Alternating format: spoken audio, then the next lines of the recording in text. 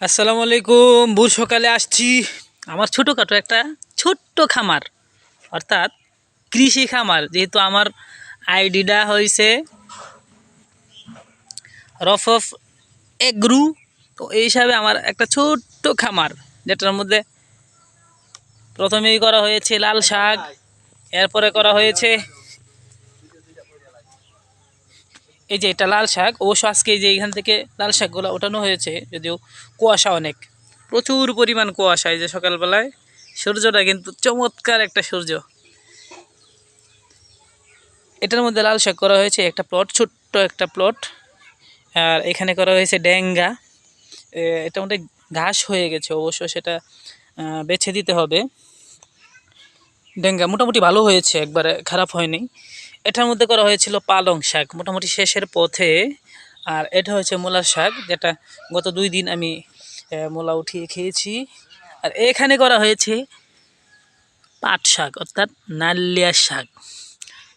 এই যে এখানে লাউ গাছ, লাউ গাছের মধ্যে অবশ্য 1 2 3 4টা লাউ ধরেছে, 5 আর একটা ছোটো লাউ। এই যে এখানে আর একটা ছোটো লাউ আছে।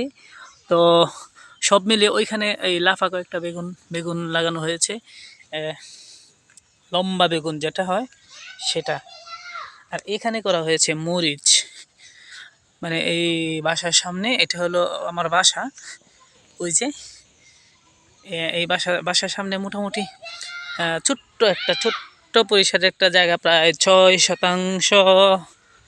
6% থেকে কম, মানে 5.5% জায়গার মধ্যে এটা করা। তো ভোর সকালে তো তো ওই হিসাবে এই শাকগুলো কিন্তু একবারে খারাপ হয় নাই। নিজের শাক নিজে উঠে খেতে ভালোই লাগে। শাক ওঠানোর ভিডিওটা দেওয়া যাচ্ছে না এই কারণে যে প্রথমেই শাক উঠিয়ে ফেলেছি, আর তখন ভিডিও করতে মনে নেই। আর আজকে কিন্তু মোটামুটি কুয়াশা, সকালবেলা অনেক কুয়াশা পড়েছিল। তো এখন কিন্তু আপাতত কুয়াশা মোটামুটি রোদ্র উঠে গিয়েছে, তো কুয়াশা মোটামুটি কমে গিয়েছে।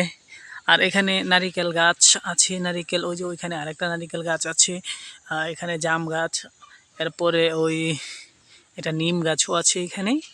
তো আরেকটা জিনিস হলো চায়না একটা চায়না লিচু গাছ, ওই যে লিচু গাছটা ওটা। আর এটা হলো বকুল ফুল যেটাকে বলা হয়, সেই বিখ্যাত বকুলের গাছ, বকুল ফুল। আর ওইখানে আরও 2টা নারিকেল গাছ রয়েছে, সুপারি গাছ তো আছেই। তো সব মিলিয়ে এই অল্প পরিসরে ছোট্ট একটা খামার, বা যদি বলেন সব মিলিয়ে ছোট্ট পরিসরে আমার রফ এগ্রো।